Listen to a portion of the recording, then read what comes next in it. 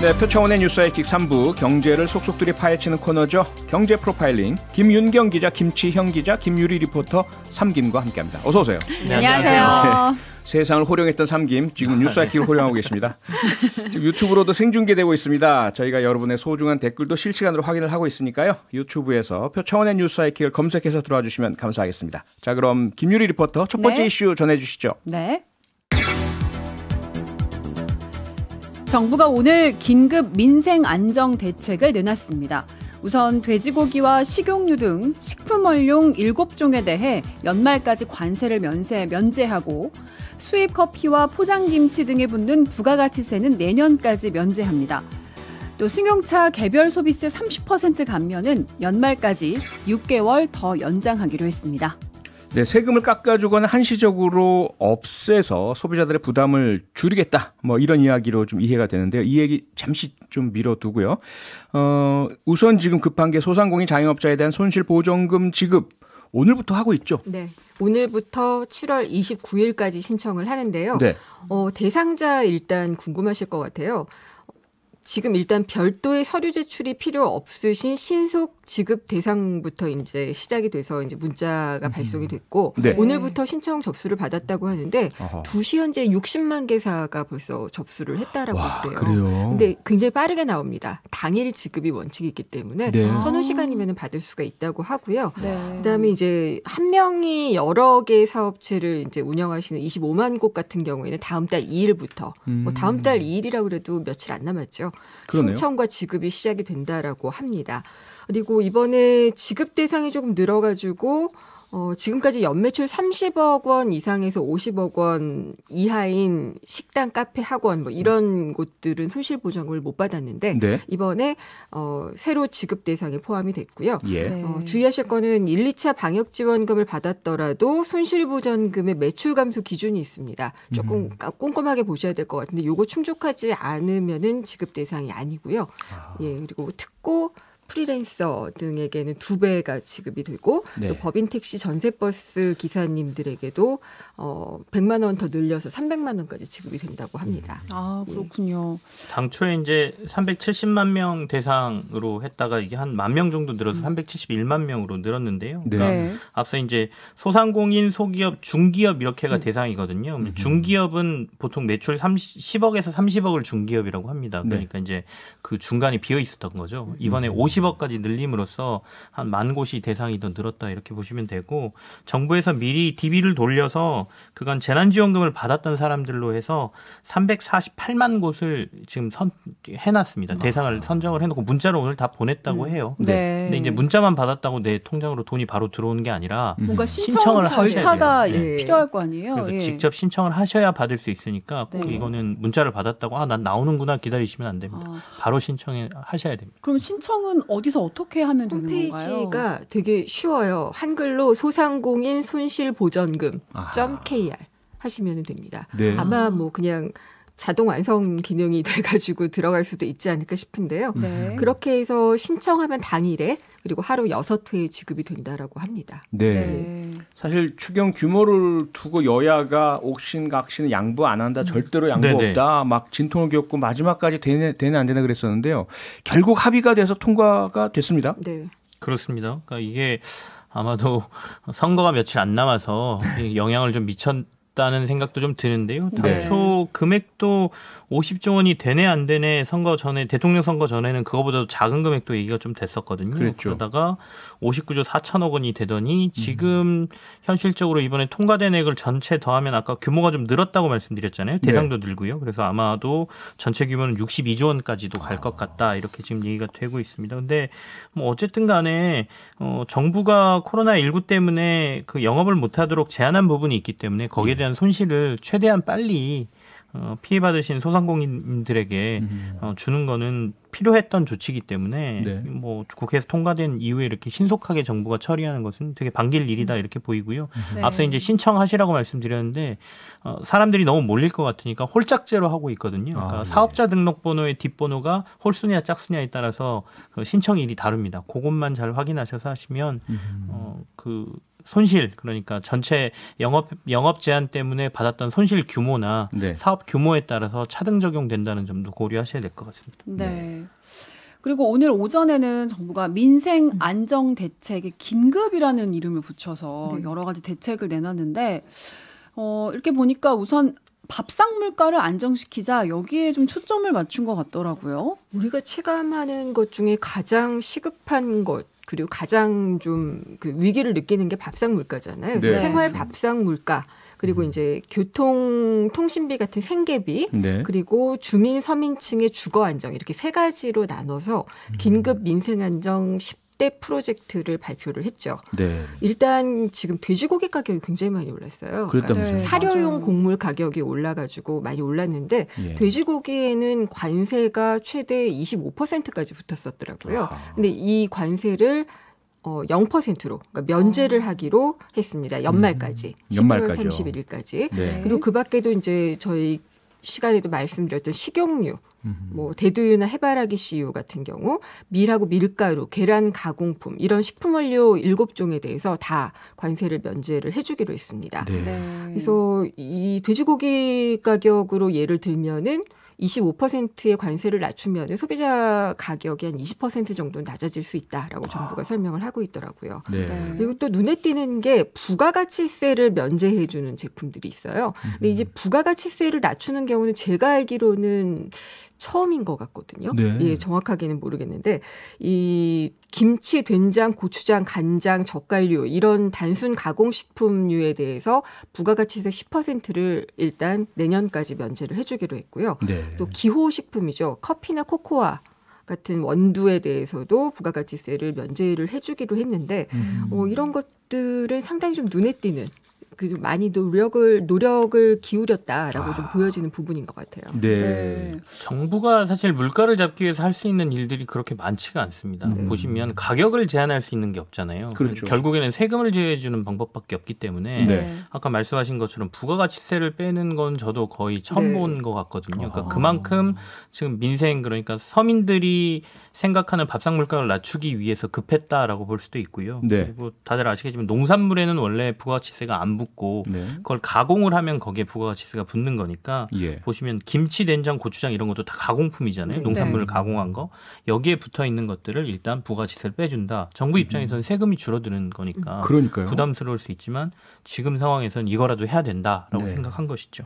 그 서민들이 직접 사드시기도 하시지만 주로 식당들에서도 네. 이렇게 소비가 많기 때문에 가격 인하 효과는 분명히 있어 보이는데 말씀하신 것처럼 부가가치세라는 게 간접세로 정부가 쉽게 벌어들인 세원이잖아요. 네. 이걸 상당 부분 포기한다는 게 나중에 네. 어떻게 작용할지는 좀 지켜봐야 전체적으로 되겠네요. 한 6천억 원 정도의 세금이 줄어드는 그런 네. 효과가 나올 수 있도록 이번에 그렇죠. 애쓴다고 하고요. 예. 네. 근데 뭐 해외 예인데 조금 오래된 얘기는 해요. 그러니까 과거에 프랑스의 미테랑 정부 같은 경우에 네. 부가세를 인하를 해가지고 결국은 이게 많은 민생 경제에 도움이 돼서 인기를 얻고 장기 집권을 했던 아하. 그런 경우도 있었더라고요. 그런 일이 있었군요. 예.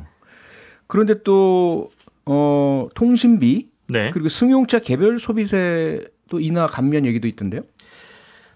통신비는 계속해서 이제 워낙 가계 통신비 부담이 늘어나다 보니까 예. 이제 통신비 자체가 필수적인 소비의 하나로 됐지 않습니까? 그렇죠. 구조적으로. 그러다 그렇죠. 보니까 통신비를 낮춰야 된다는 거는 이전 정부부터 계속해서 통신사들을 좀 압박해왔던 요소거든요. 네. 그래서 5G 요금의 중간 요금대를 만들겠다라는 게 정부의 지금 입장이고요. 그러니까 네. 업체들을 조금 압박해서 중간 요금제를 좀 만들어라라고 지금 요구를 하고 있는 상황이고요. 승용차 개별 소비세 같은 경우에는 지속해서 지금 감면을 해줬던 상황이었습니다. 일시적으로. 네. 그러니까 예.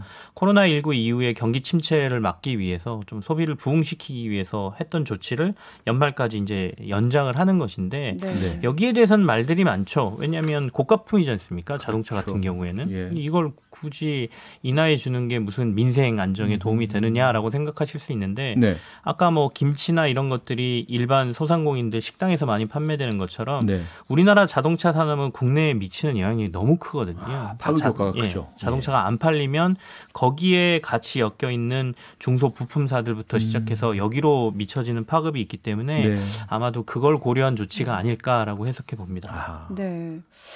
그리고 저는 한 가지 더 궁금한 게 이제 정부가 이렇게 세금을 깎아주게 되면 가격이 떨어지는 건지 아니면 상승하는 걸 좀 억제해주는 효과 정도인지. 지금 저 같은 경우는 또 커피를 굉장히 좋아하기 때문에 네. 여기 또 커피에 부가가치세가 없다고 이제 당분간 얘기를 네. 하셨잖아요. 원두에. 예, 그렇죠. 예. 원두에. 그러면은 커피 저 맨날 사 먹는데 그거 조금 가격이 좀 덜 올라가는 건가? 뭐 이런 거 좀 궁금한데. 그러게요. 저도 기업의 입장이 아니어가지고 정확하게 네. 말씀을 드릴 수는 없겠지만은 김유경 기자님, 근데 그런 게 있잖아요. 예를 예. 들어 정부에서 석유세를 낮추면 기름값- 주유소의 기름값 떨어지기 우리가 눈으로 보이잖아요. 한 2주 정도 걸리죠. 네. 걸리고요? 그래도 근데 어쨌든 다른- 눈으로는 확인할 수 확인할 수 있는데. 있잖아요. 근데 네. 다른 것들은 어떻게 우리가 알 수 있나요? 그러니까요. 그러게요. 다른 것들은 지금 저도 커피 가격이 과연 내릴 수 있을 것인가? 뭐 이런 건 장담하기는 어려운데 네. 일단 소비자 물가가 내리는데 도움이 될 거라는 게 이제 정부의 설명이기는 해요.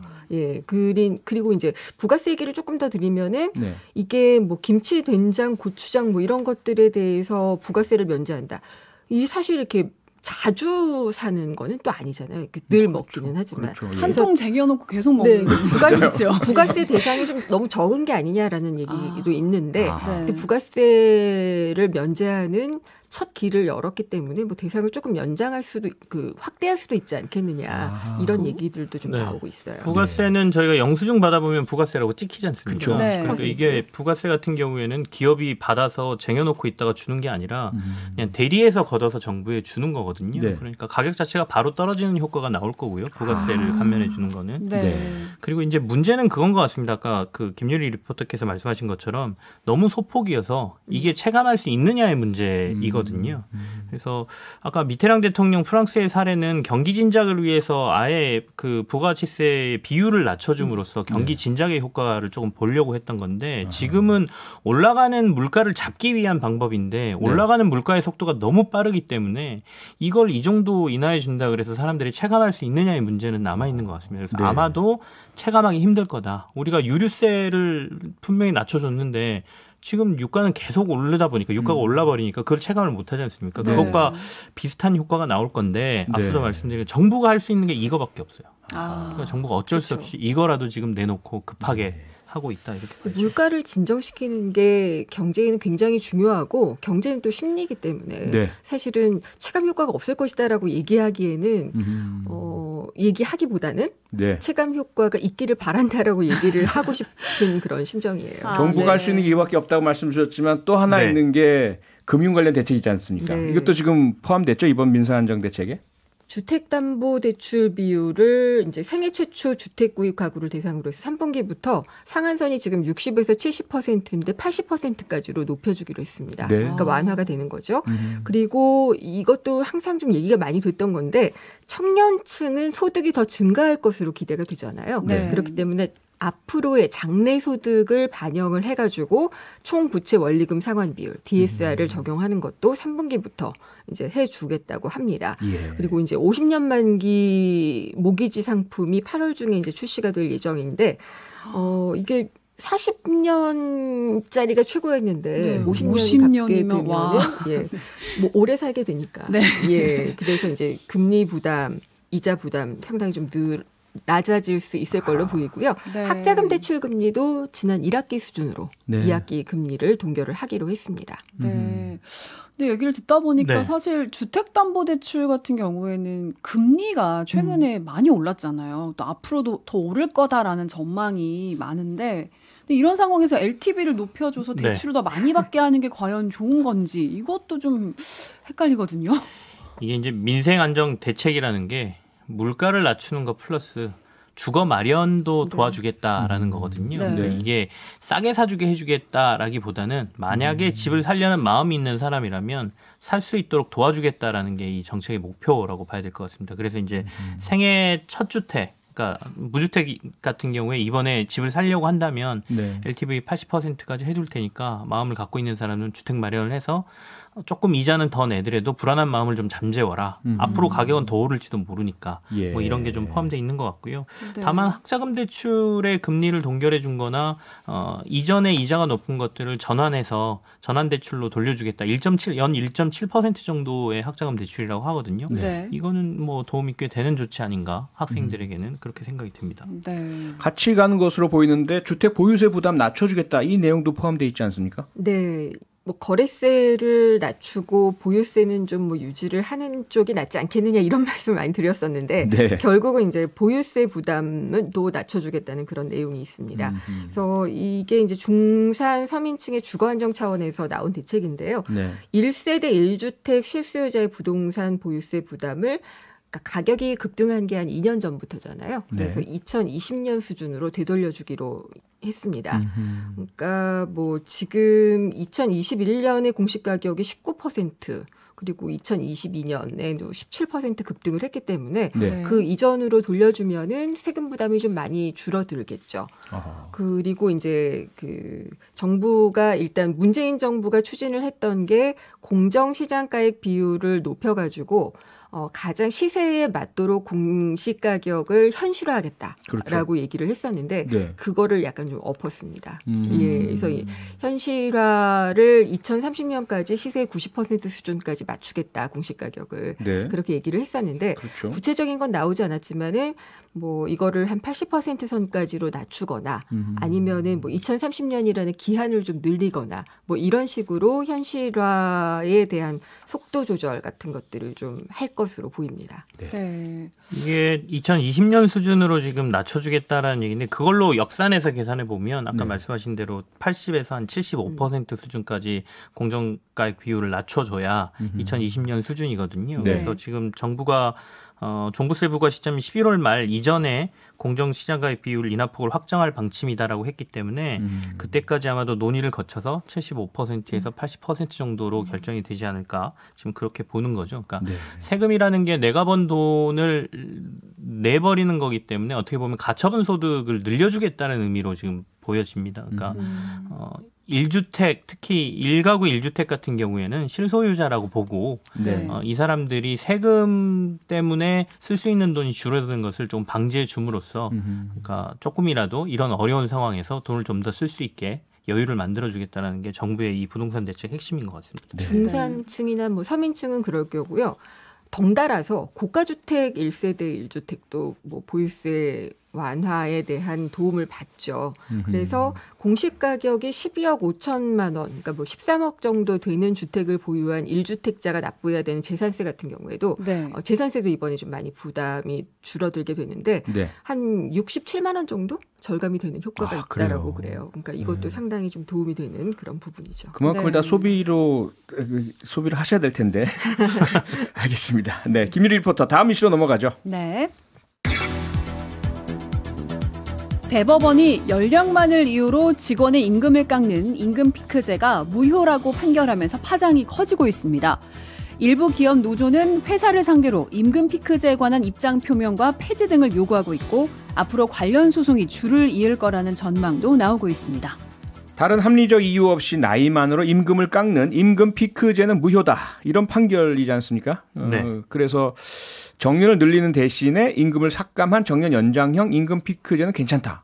이거 아닙니까? 아닙니다. 그거는 아닌가요? 아니고요. 예. 합리적인 이유가 있을 경우에 정년을 지금 이번 건의 경우는 정년을 유지를 했던 경우거든요. 네. 정년을 그냥 유지를 하면서 임금을 그냥 삭감을 한 거죠. 네. 자연스럽게 고연령 그다음에 이제 그 고연봉자들의 그 연봉을 피크를 뒀었던 건데 네. 합리적인 이유가 없었다라고 보여준 거예요. 합리적인 나이를 이유로 했잖아요. 네. 근데 이 나이만은 합리적인 이유에 들어가지 않는다라고 판단을 한 겁니다. 네. 그래서 이게 정년 유지형이 있고 또 정년 연장을 해주는 그런 형이 있고요. 네. 또 고용을 연장하는, 그러니까 나중에 퇴직 후에 재계약하는 그런 경우에 그 임금 피크제가 있는데 네. 이런 것들이 다 일괄적으로 적용이 되는 건 아닙니다. 아하, 다 경우마다 다르다 이 네. 말씀이에요. 네, 이게 그래서 논란이 좀 많을 것 같습니다. 그래서 해석을 좀 보면 좀 이따 갈까요? 저희 잠시 광고 듣고 돌아와서 이어가겠습니다. 네, 경제 프로파일링 이어가겠습니다. 저 혼자 지금 화요일에 가 있었네요. 죄송합니다. 월요일에 교통과 날씨 정보를 소개해드리면서 화요일이라고 제가 잘못 말씀드렸습니다. 다시 한번 사과드리겠습니다. 네, 임금 피크제 이야기를 하다가 김천 기자님께서 임금 피크제가 어떤 경우에는 괜찮고 어떤 경우에는 안 괜찮은지 너무 다양해서 어렵다는 말씀 하시다가 중간에 끊어졌거든요. 좀 맞습니다. 설명 이어가 주시죠. 대법원의 판단에 보면 합리적인 이유 없이 나이만으로 임금을 깎는 임금 피크제는 무효다 이렇게 판결했거든요. 네. 도대체 합리적인 이유라는 게 뭔가에 방점이 찍히게 되면서 혼란이 좀 있을 것 같은데요. 네. 여기서 말하는 합리적인 이유라는 게 연령에 따라서 근로자를 다르게 처우할 필요성이 인정되지 않거나 달리 처우하는 경우에도 그 방법 정도 등이 적정하지 않은 경우 이렇게 돼 있거든요. 네. 그래서 임금 피크제의 도입 목적의 타당성, 대상 근로자들이 입는 불이익의 정도, 그리고 임금 삭감에 대한 대상 조치의 도입 여부 및 그 적정성, 그리고 임금 피크제 감액된 재원이 임금 피크제 도입의 본래 목적을 위해 사용되었는지 등을 종합적으로 고려해서 판단을 이렇게 돼 있어요. 그러니까 임금 피크제가 도입됐는데 예.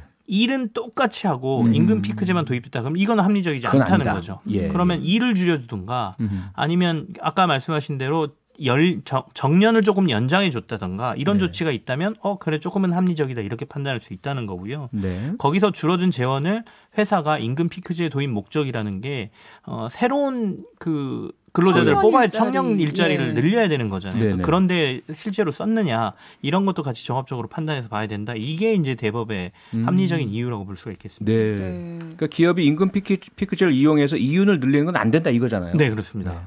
회사만 이득을 보는 그런 그건 안 된다. 임금 월급만 깎이는 약간 그런 네. 상황은 있어서는 안 된다 뭐 그런 얘기인 것 같은데 사실 직장인들한테 제일 중요한 거는 월급, 돈, 그리고 승진 요 두 가지인데 그 중에 아니에요. 조진 조퇴라고 빨리 그런가요? 또 너무 빨리 승진하면 좀 안 좋나요? 어쨌든 제일 중요한 돈이 이제 왔다 갔다 하는 문제다 보니까 관심을 가지지 않을 수가 없거든요. 근데 저는 기사보다 깜짝 놀랐는데 임금 피크제 도입한 지 벌써 6년이나 됐다면서요? 아니요, 한 10년쯤 됐어요. 10년인가요? 2013년에 2013년이 맞죠? 2014년에 신용보증기금이 처음으로 도입을 했었고요. 2015년에 그때 박근혜 대통령이 이제 고령층의 이제 정년제가 이제 도입이 되면서 정년을 보장해주면 기업들의 인건비 부담이 많아지니까 공공기관부터 해서 빨리 이제 임금 피크제를 도입해야 된다. 그래서 그때 좀 많이 본격적으로 됐습니다. 그래서 그때부터로 이제 많이들 보고 계시죠. 근데 이게 사실은 더 역사를 거슬러 올라가서 아까 신보 얘기를 하자면 고령층의 그 실업 문제, 그러니까 IMF 이후에 굉장히 이게 유연해졌잖아요. 시장이 유연해지면서 정년을 다 못 채우고 이제 해고가 되거나 그만둬야 되는 그런 경우가 많아서 사실은 고령층의 일자리를 보전하기 위한 것도 하나의 목적이에요. 근데 그게 이제 나중에 이제 청년층의 일자리도 창출하는 것도 목적이 되면서 여러 가지 목적들이 추가가 됐는데 그러니까 고용을 안정시키고 고용을 창출하고 이런 의미로 이제 이게 도입이 돼가지고 됐는데 아까 그 합리적인 이유라는 게 굉장히 이제 불분명하고 그다음에 합리적인 이유 같은 것들을 자꾸 들게 되면은 기업들이 정년 뭐 유지하는 것보다 선제적으로 구조조정이 필요하다. 경영에 있어서 이런 것들을 하면서 더 고용이 유연해지도록 만들 수도 있거든요. 그래서 이번에 노동계는 임금 피크제가 완전히 무효가 되는 건 아니지만 이번 사례를 들어서 임금 피크제를 아예 폐지하는 건 어떠냐 뭐 이런 얘기까지 하면서 좀 반기고 나선 면이 있죠. 그럼 김인경 기자님 말씀은 우선 두 가지 목적이네요. 임금 피크제 도입이 고령자의 일자리 보전, 일자리의 불안정성을 해소해드리고 기업은 부담되니까 임금 많으신 분들 빨리 내보내려고 하는데 그걸